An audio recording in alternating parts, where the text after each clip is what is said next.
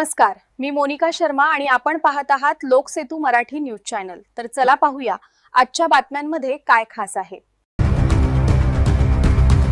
शहाद्यात अवैध विदेशी दारूची मोठी खेप जप्त, 28 लाखांचा मुद्देमाल हस्तगत।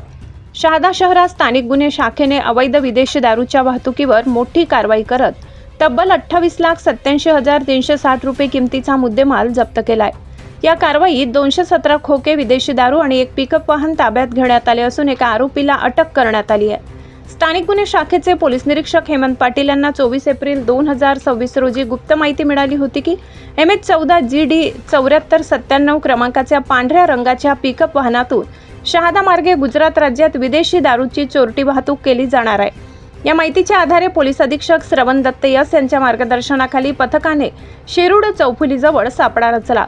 सकाळी सुमारे 5:30 सुमारास संशयित वाहन थांबवून तपासणी करण्यात आली।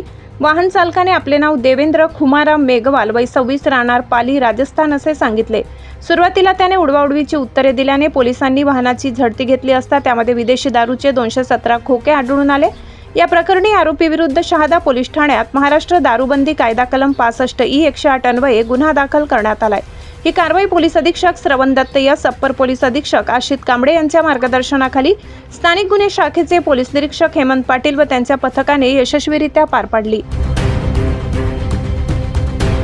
लाला चव्हाण, वडाळी।